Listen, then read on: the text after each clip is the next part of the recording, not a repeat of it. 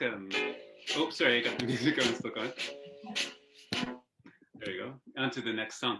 Hello and welcome. Before we begin, I would like to acknowledge that Banyan Books is on the unceded territory of the Coast Salish people, including the Musqueam, Squamish, and Tsleil-Waututh nations. My name is Jacob Steele, Events Coordinator for Banyan Books and Sound. Banyan is Canada's leading bookstore in spirituality and healing for 50 years.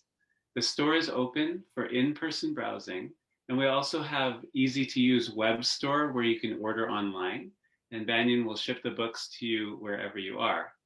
Just visit banyan.com. Welcome to today's event with Sadie Radinsky, author of Whole Girl. If you have questions during today's event, just type them into the chat, and Sadie will be responding to questions as she goes along. So I wanted to just let you know that I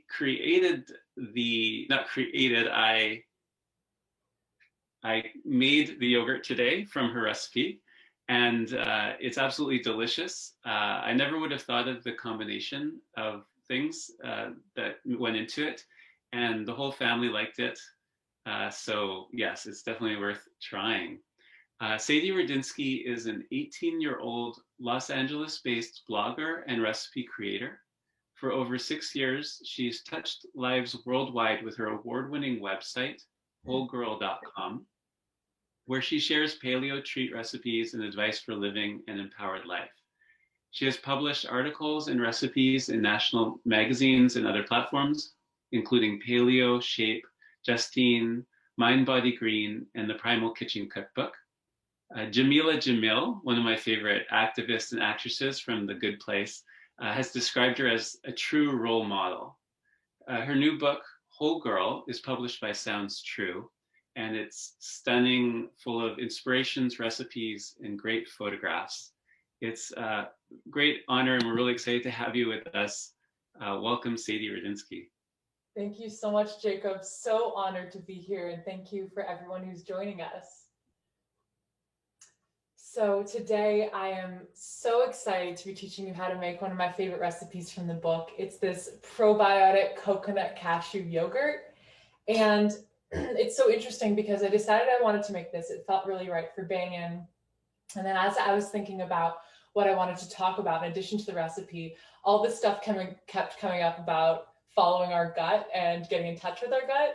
And I think that's not a coincidence because this yogurt is actually amazing for our gut health because it's full of fermented goodness and probiotics. So we're gonna make the yogurt. I'm gonna walk you through it step by step, and then we're gonna have a little talk, especially about listening to our gut. And we can also have a Q&A running the whole time. So if you have any questions about the recipe or about what I talk about, just pop them in the chat and I'll answer. So we'll get right into the recipe. It's in the chapter, Be Afraid of Whole Girl. And the base of this is roasted cashews in coconut milk. So it's sort of like if yogurt met nut butter. It's extremely rich and tangy and fluffy and creamy. I've got some right here, I'll show you. And it's actually really easy to make. We're just gonna use 4 main ingredients. So everything is done in the blender. It's basically just blending up everything and then letting it ferment in the oven with the light on overnight. And that's how all of the stuff gets fermented and probiotic and tangy and delicious. So we actually don't need any dairy for this, which is kind of incredible. It's just, coconut milk and cashews as the base. So for the base, I'm just measuring out 2 3/4 cups of full fat coconut milk. And you really want full fat for this. I'm telling you, don't buy that light kind. It's not nearly as good. You want this like delicious cream that's in here. This is the fat. And that's what's going to make the yogurt taste so good. And it's also what makes the yogurt so good for you. In addition to having, a lot of probiotics, it also has a lot of fat. And, eating a bowl of this with some granola or nuts or whatever you want in the morning, that fat from the coconut milk and the cashews is going to fill you up for the day and make you feel like energetic and satisfied. So this yogurt not only tastes good, but also makes you feel good. So I'm going to add the 2 3/4 cups of coconut milk into here. It's a little bit splashy. And let's get a towel, shall we? And so that's basically our milk substitute for this is coconut milk. And then I'm going to add in the cashews, which makes it also extremely creamy and rich and just nutty and delicious. I'm doing 2 cups of cashews, and for this, you want to get roasted, unsalted. Most yogurt recipes use raw, but I tried that and I was like, roasted tastes better. It's got more oil and fat, and it just tastes so rich and delicious. So got those in there, and now we're going to add a little bit of maple syrup as sweetener. This is totally optional if you don't do sugar very much. You can omit it, but the probiotics that we're putting in there actually feed on the sugar in the syrup. So that just helps it ferment quicker and just get like tangier and even better. So I highly recommend some maple syrup in there. And then the main part of this is the probiotic. This is wildly important if you want your yogurt to get fermented. You need to use a really high quality one. So this one's kind of expensive. You don't need to go that far. But just get like a nice high quality refrigerated probiotic from just like a health food store. They even have them on Amazon now. Crazy what, Amazon does for us these days. You can get this like overnight if you want. And I'm using a 50 billion culture one. So that's pretty high. I'm going to use 2 of these to equal 100 billion cultures.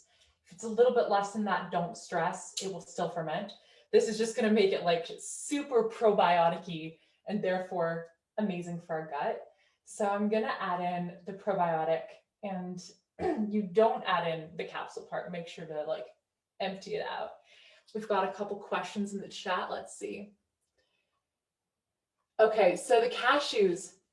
There are no substitutes for the cashews. You need to put it in here. That's what gives the real body and texture and flavor to the yogurt. However, I do have a plain coconut milk yogurt recipe on my Instagram if you want to check that out. But this one from the book is specifically coconut cashew. And it's crazy. I actually started developing this recipe. I'm adding in some salt, by the way.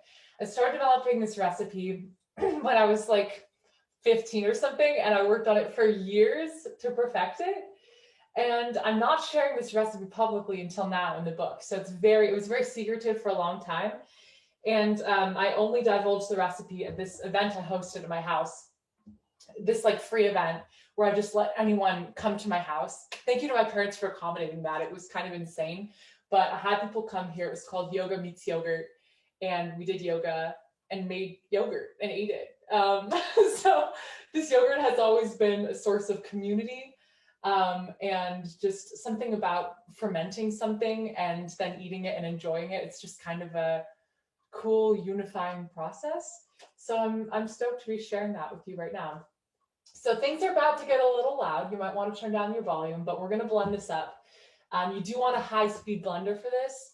So if you have like sort of an old blender that might not work very well, you could try the food processor in that case. But I've got my trusty Vitamix, and I'm going to use the little tamper wand thingy. That just helps it all blend up because it's a very thick mixture. So I'm going to start it on low. I apologize again.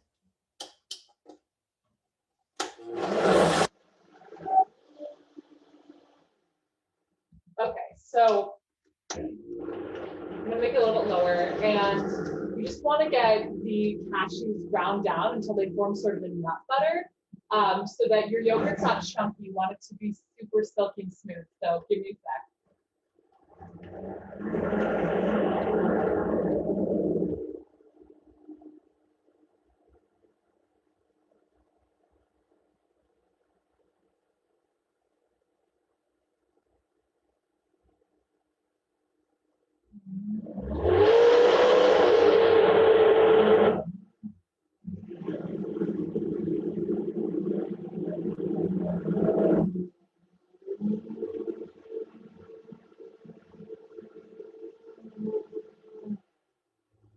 Okay, and that's it, y'all. It's that simple. So I would ordinarily probably blend this a little bit more, but I'm going to spare you the loudness. You basically just want to blend it until the cashews are completely broken down. and you're left with just this silky smooth mixture. So to answer the questions in the chat, it's not a full 2 cans of coconut milk. It's actually 2 3/4 cup. So it's not quite, it's more like a can and a half. But I make sure to use canned full fat coconut milk, not the kind in the carton, because again, this one has all the fat, which is the good stuff. So after you've blended it up and it's silky smooth, you're going to want to sterilize a big mason jar. And I love doing it in these. We drink out of these, like we drink water in here. We have so many of these. So they're super convenient, but you can use whatever you want.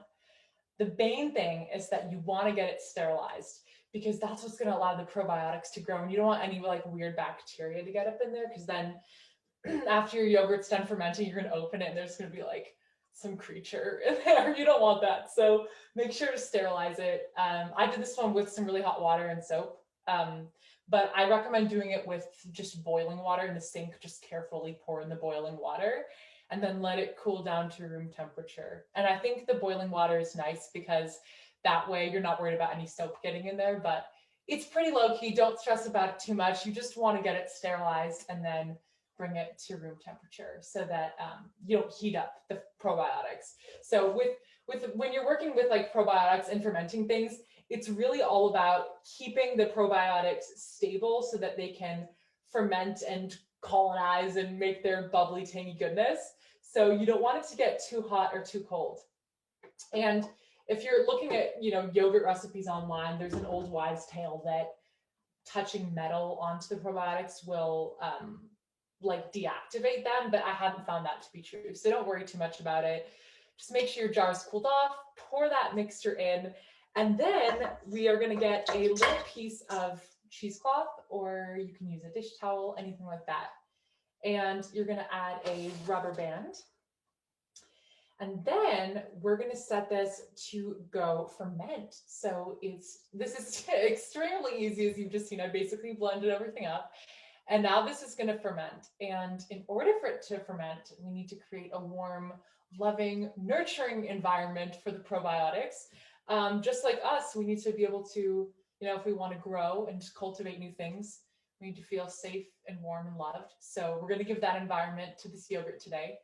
And to do that, I like to pop it in my oven with just the light on. So don't turn on your oven. That will kill the probiotic. You want to just put the oven light on. And what that does is it gives it some heat so that it stays warm and cozy. And it can ferment because the probiotic wants the heat to ferment. So pop it in your oven with the light on. If you don't have an oven light, ours actually broke. So for my birthday, I got this amazing, like folding fermentable, like sort of proofing drawer thing. If you have that, that's awesome. You could even use a yogurt maker. If you don't have that and your oven light doesn't work, I would say put it in the warmest place in your house possible. You could even put it on like an electric heating pad wrapped in towels. Really just make it cozy in there. You don't want it to exceed 100 degrees because that will kill the probiotics, but give it a warm environment.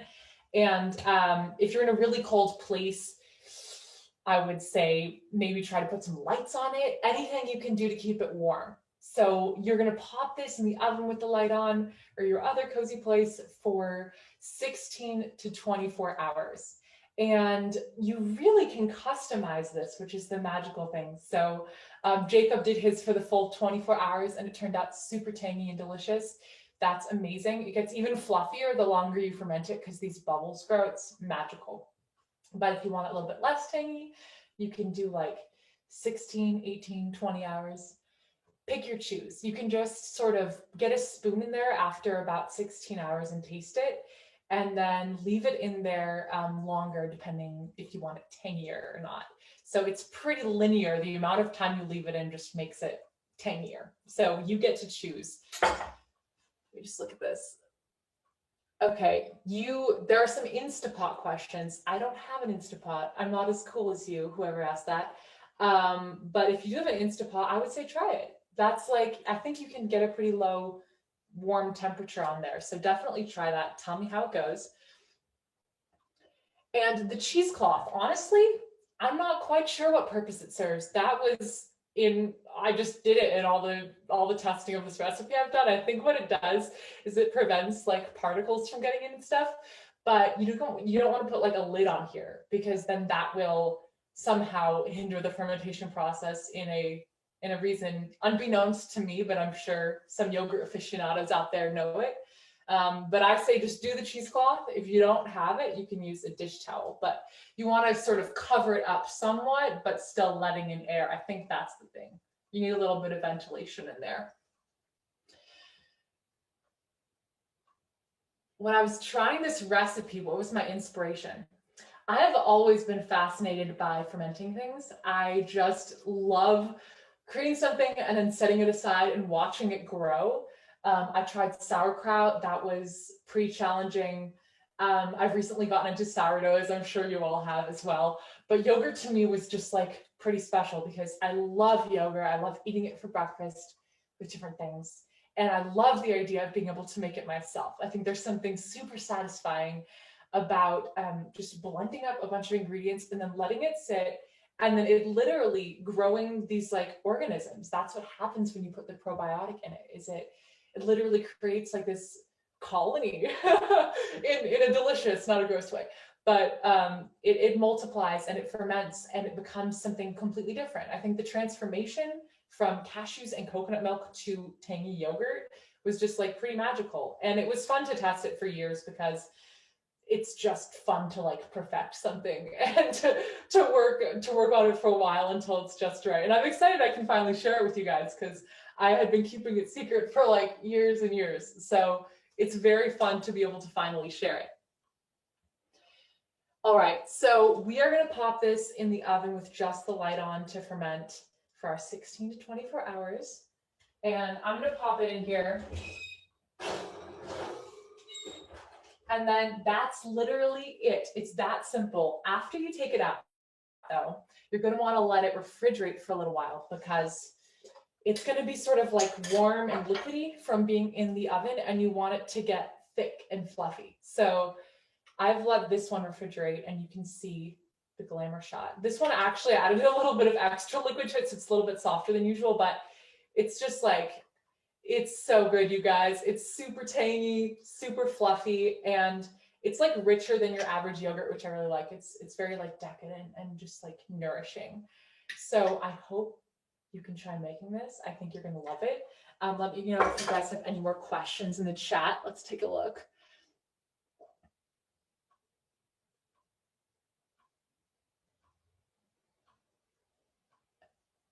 Okay, amazing. So that is 2 capsules of probiotic. It's about a 1/4 teaspoon salt. And then once you're done chilling it, you're gonna just store it in the fridge, and you can store it basically indefinitely. I think it might go moldy eventually, but it is made of probiotics, so sort of like cheese. I think it's meant to keep for a while. It might get tangier as you go along, but honestly, it never lasts that long in my house. So everyone always asks how long something lasts. I'm like, I don't know, it's gone in like a second with my family. So I'm sure a week would be fine. It's just going to get bubblier and more delicious. It's already like getting all these extra bubbles. It's incredible. And yes, you can add vanilla. Okay, so I absolutely love adding vanilla. In fact, when I made this one ahead of time, I added about a tablespoon of vanilla to it. I think vanilla is amazing because it makes everything taste sweeter than it is without adding sugar. And also just vanilla yogurt with like cashew and coconut, it's just the best. So definitely add vanilla extract. You can add anywhere up to a tablespoon, really as much as you want. And yeah, some folks have been asking lately if you can add fruit to yogurt. I would say don't add it into the blender because the fermented fruit, I can't guarantee that that will taste good. But I would say after you're done making it, add in some fruit, or you can do what I did in the book, which is sort of make a compote out of frozen berries, pop it in the bottom of the jar, and then put the yogurt in it, and it's like a parfait. So I would add the fruit after, but you can add anything else into you can have vanilla, cinnamon, cacao would be amazing. I've seen some like really expensive $500 like cacao coconut yogurt at the store lately. you can make that, but for much cheaper. So feel free to add in whatever your heart desires, as long as it's not like a fruit or something. And then when you serve it, you can serve it with literally anything. I'm a huge fan of berries, frozen berries, cacao nibs, peanut butter, cereal, granola, anything. Also, if you don't do vanilla and you make it more savory, you can like pop it on top of some curry or like, I don't know, some other food that likes yogurt on it. It's very, very versatile. And it's already kind of sweet from the cashew and coconut, so you don't really need to add that much other sweetener. Yeah, definitely. I would say don't add any fruit while you're fermenting it. Add that in afterward, or just when you're serving it. Okay, so yeah, so the amount of probiotic is 2 capsules, but it really depends on the amount of capsules depending on the amount of cultures in your probiotics. So I would try to get 100 billion probiotics, but that can get kind of pricey. So if you need to do like 40, 50 billion, that should totally work. Just add however many capsules you need to equal that amount of cultures. So I think 50 billion, you'll be golden. And the salt was just a 1/4 teaspoon. Honestly, every recipe has a 1/4 teaspoon of salt in it, and I'm not quite sure why.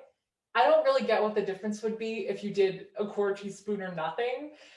But my hunch is that it just like subtly offsets the natural sweetness of the ingredients already in something and just adds a little bit of body. So if you don't want to add salt, no worries, you'll be fine. But I do think it adds a little bit extra flavor into things. And salt is always good, and it's so good for you, so might as well, right? Yeah, adding vanilla in does not affect the fermentation. Very like perceptive of you though to ask if the alcohol from it would. I feel like you know more about yogurt than I do, but I did it and this tastes delicious and fermented, so no worries. You can definitely add vanilla. I think you could also add some like nutmeg or cloves. You could just get like super creative, add like a little bit of a bunch of different spices and stuff. That could be pretty cool. So yeah, feel free to go wild, you know, live life.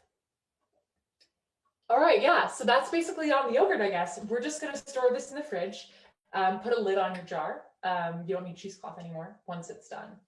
Put your lid on and then eat it with whatever you want. Yes, you can definitely add cocoa. That would be amazing. I think anything that's not from the vegetable kingdom that you're adding into the fermentation will be fine. Yeah. So, and I say just play around with it. I mean, that's the funnest thing to me about cooking is just like testing everything. And I've already created the base recipe for you. So then I feel like you can just kind of go wild and just play around with it. I think that's just so much fun. Like once you have the base of any recipe, it's kind of like freeing to just explore with it and add different flavors. So yeah, I really encourage that if you want to play around with it. So I think we've answered. If you guys are good on the yogurt part, we can move on to like more of a chit chat. If you have some tea, something cozy, we can talk. So yeah, looks like we're good on the yogurt.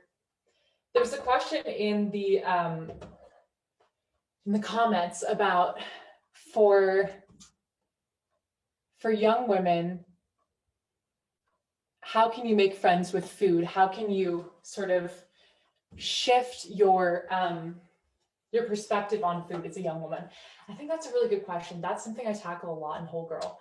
But I got into all of this through food, and once I'd sort of discovered the power of cooking for myself and cooking these gluten-free treats, it was sort of an epiphany, because the process of cooking was so much fun, and then feeding myself these treats I was making that were not only delicious but also made my body feel good was this incredible form of nourishment. And when I got into middle school and high school, I saw how like that, relationship with food of like this sort of symbiotic, very much like yogurt, by the way, relationship between giving something and then getting something back between food. That wasn't the common relationship with food, because our society is just constantly pummeling with girls with just like such negative messages about food, about how we should feel ashamed about eating or insecure about it, or just that we should deprive ourselves in general. And I started like when I was in around 8th grade, thinking a lot about how we can all sort of create a friendlier relationship with food. And I think it's hard because we're constantly bombarded with these messages. It's insidious. Even I catch myself sometimes having these like negative thoughts about food, or about like, we're taught to just count calories and count our BMI, and like that's sort of what food is created as, is like an amount of calories on a plate. And that's so sad, because as we know, it's so much more than that. It's a form of connection and of joy. So I'd say if you're a young woman or someone of any age and want to start sort of shifting that perspective around food, my number one piece of advice is make yourself something. It doesn't have to be a big meal, it doesn't have to be dinner, it doesn't have to be your sustenance for the day. It can literally just be a little treat, for something that would make you really happy. That's why I'm so drawn to desserts as opposed to savory foods, is because desserts are not necessary, they're just for fun. It's like giving yourself a little gift, and the process of it is super meditative for me. And I think when I do stuff like fermenting foods and mixing them up and cooking things and baking things, it very much shifts my perspective on the food, because when you're working with raw ingredients and turning them into something, it's not about like counting the amount of whatever is on that plate, or like measuring its moral value. It's more about, what does this process give me? What am I learning from this experience? Does it make me present and more aware? Does it make me more aware of my feelings about where this food is coming from? So I think cooking ourselves just one thing, or baking, is a really great way to just subtly start shifting that perspective. And also, I think sourcing our ingredients and getting excited about what we're cooking is really impactful too. I think that, it's hard to do right now, but in general, I used to love going to farmers markets and just picking out seasonal produce and new ingredients I'd never heard of before, and then incorporating them into recipes. And I think that that's just such a lovely way to start getting to the source of our food. And then it's definitely not about the calories on a plate. It's about, what are the flavors and textures behind this? What's the history behind this ingredient? Where did it come from? If it's local to me, that's pretty cool. So I think that's another lovely way to sort of have a friendlier relationship with food.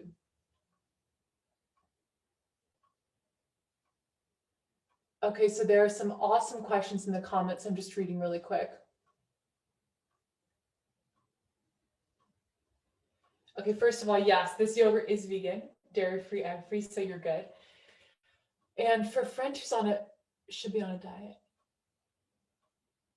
It's so interesting. I think so much of the language around food is so much about deprivation and about scarcity. It's what I sort of started realizing in high school, was that all of the messaging we received around food was about what we should subtract, and how changing our diets and sort of diminishing the amount of food we were eating, or the kinds of food we're eating, like less fat, less sodium. It's all about sort of diminishing ourselves instead of listening to our bodies. And it's interesting, even more and more lately, even after I've read the book, I've started to make more and more connections between the way our culture talks to young girls and teens about food, and the way they make us feel about everything else. Like you mentioned in the comments, there's a lot of shaming, whether it's fat shaming, or shaming for the clothes we have, or shaming for the friends we have, or the emotions we're having. And it's very connected with food, I think, because it's all sort of the idea that we should be overriding our natural instincts, and that we should be following someone else's guidelines for us to diminish ourselves in some way. So, as you asked in the comments, I think that, your friend's diet and current health should be up to them, and it's not for anyone else to decide, what is best. And, I really enjoy making foods that make me feel good, that are high in fat and protein and low in sugar, and gluten-free, because I'm allergic to gluten, and that's what makes me feel good. But I think that food should never be about scarcity and what we're taking out of it, and shrinking ourselves in any way. So I try to, whenever I eat or make something, have the mindset of, what is this adding into my experience, into my well-being? And is this bringing joy into my life? It can also make you feel good. Like you can eat a kale salad because kale makes you feel good. But just it's sort of a daily and hourly check-in of like, what is my motivation for this? Is it to make me feel better? Is it to bring joy into my experience? Or is it to try to subtract from myself in some way? So I think that that's a lifelong process, and it's very hard because of the constant messaging we get on TV and in advertisements and in magazines, and it's on social media nowadays. It's crazy. So that's really an ongoing process, I think. So something I wanted to talk about that I'm thinking a lot about lately is how we can get more in touch with our gut, which will soon be much healthier from the probiotics. But like you guys were asking in the comments about diet, I think that it's a very similar thing when we're told as young women to squelch our emotions and to change ourselves in some way. And I think that all of that sort of disconnects us from ourselves and from how we're actually feeling. So it's sort of some quest I've been on for the past 5 years to try to get better at listening to my gut and at following what it says, even if it goes against what someone with authority says is right for me. Because I think that with all of the messaging we receive, like being called bossy, I was first called bossy in the 2nd grade and have been ever since then. Whenever I'm called that, it makes me feel like I need to change myself in some way to fit in this exact box of how people want me to act. And whether it's that or being told that we are getting too mad or that we should stop crying and smile, whatever it is, I think these subtle messages are pretty pervasive and they can stick with us and make us feel like we should be changing ourselves in some way. So I think an amazing antidote to that is getting in touch with our gut and learning to get in tune with our body and what we're feeling in the moment, which is really just becoming present and then acting out of that. So I think the first experience I had with that was when I was about 15 and I went to a new yoga class for the first time. I'd already been practicing yoga for a couple years with my beloved teacher, Sybil, who helped guide the mindful movements here. And her classes were always about getting in touch with your breath. And she always said how your body isn't what matters in yoga. It's not about the shapes that your body is making. It's about your breath moving through your body as you're doing those shapes. So it's about becoming present and here for yourself. But I tried going to this other yoga class in a new studio, and it was the complete opposite. So I got into the first position and I was already trying to modify all of the poses because that's what my teacher taught me was okay to do. So I had my ankles crossed and the teacher was already really mad with me, like right off the bat of the class. I was right in front as always because I'm bossy. And he was already at the get-go, like kind of miffed that I was not following his instructions, like to a T. So he kept coming up and adjusting me, and he yanked my shoulder back and it hurt. And I said, "Can you please stop? You're hurting me." And he said, "No, you're not flexible enough." And he yanked my arm again.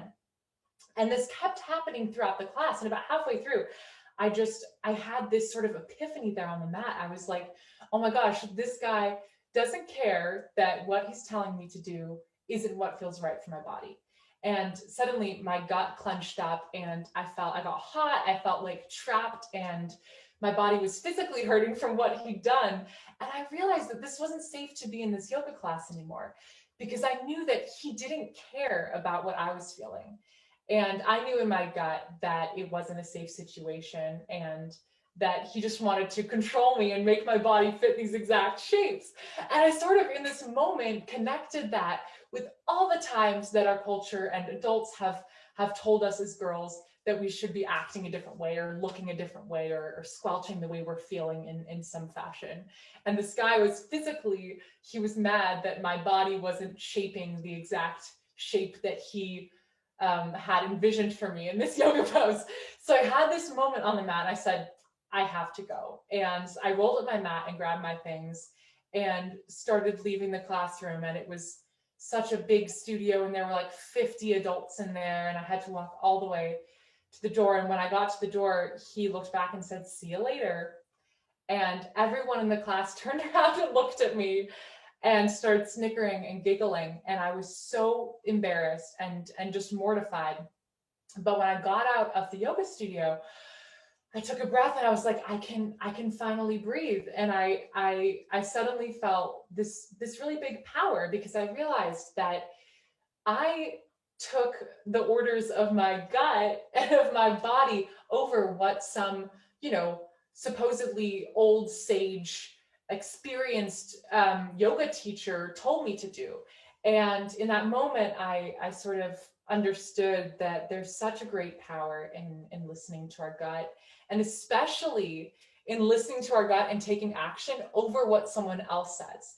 Because I think that's something we're so conditioned to do, is to just assume that what someone else says about us is true and it's better for us, and override our natural instincts. So I immediately afterward posted a video about it on social media, and I got hundreds and hundreds of messages like I've never received before, from girls and from teenagers and moms saying that they'd been in that same sort of situation before but hadn't left, because they thought that the person in power was, knew more about their bodies than they did, or that it would just make someone else uncomfortable, so they stayed there.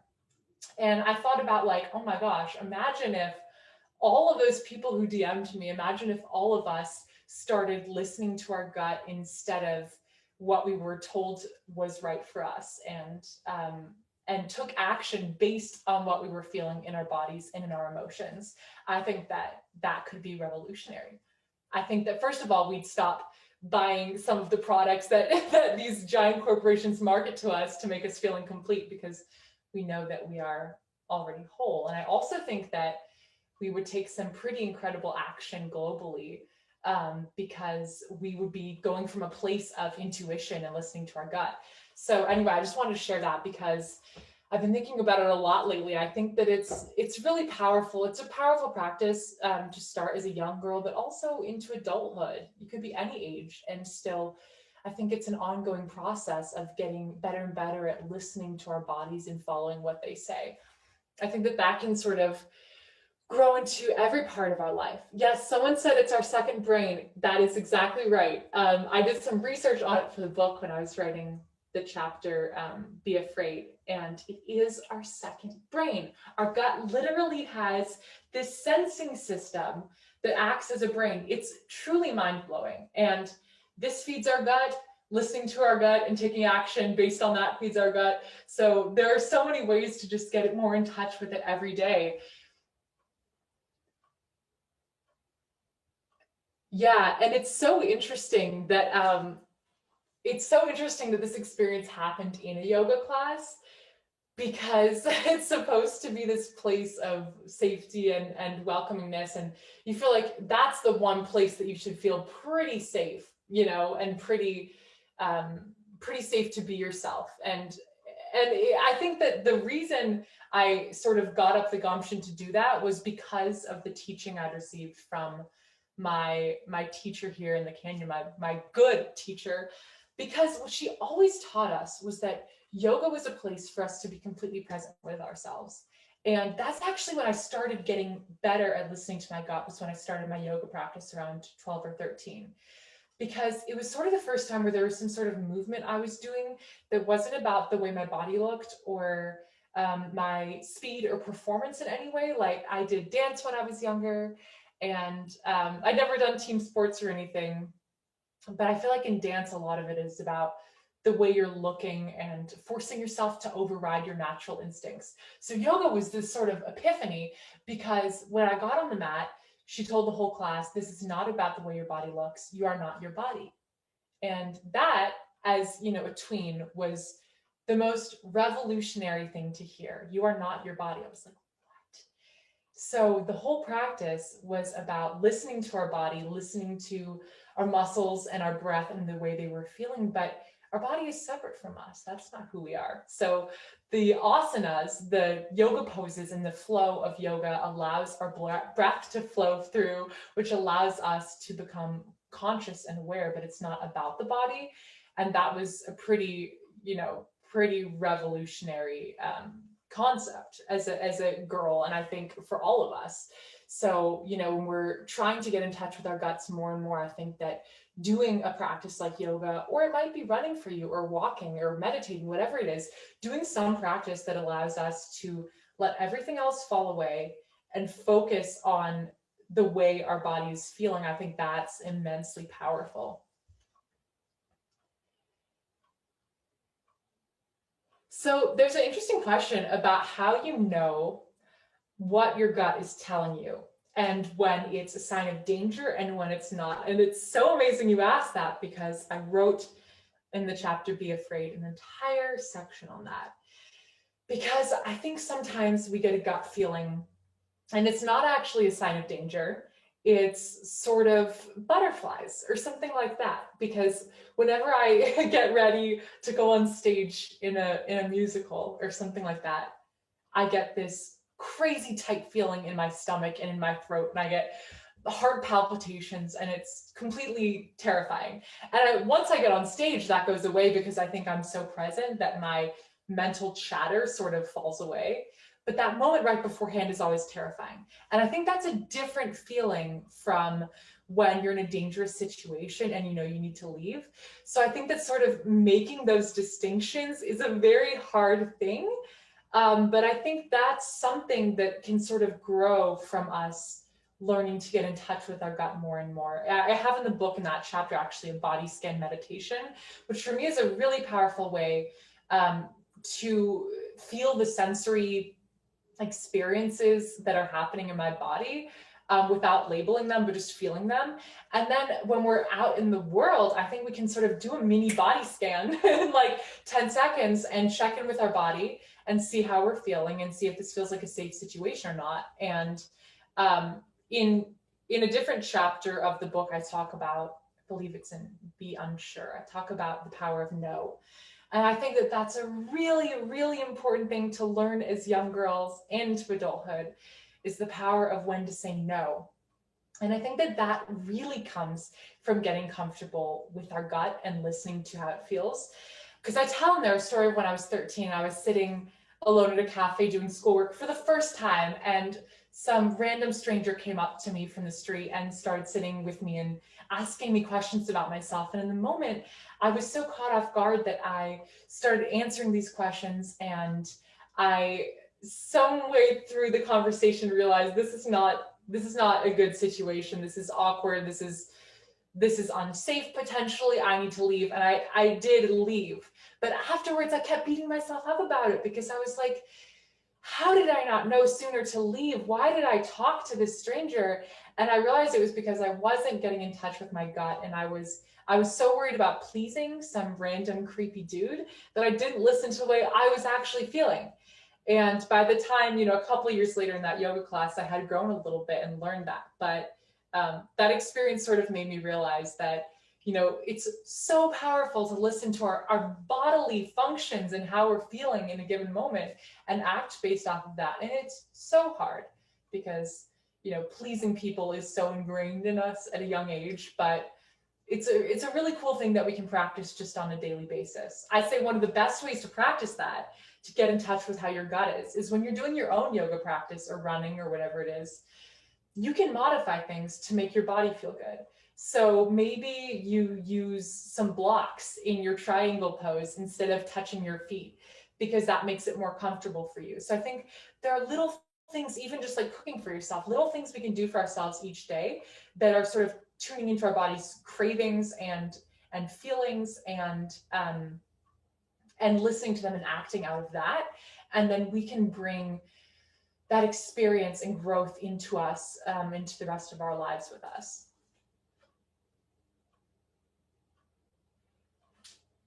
Yeah, so it's definitely, it's interesting.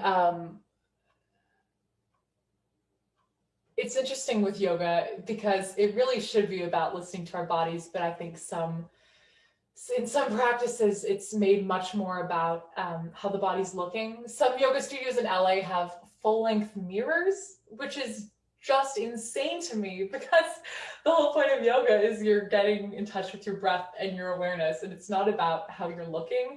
I think that just promotes us getting out of the yogic state and just into obsessing over our bodies while we're doing yoga, which is the complete opposite of what it should be like. I think also a lot of it is about punishment.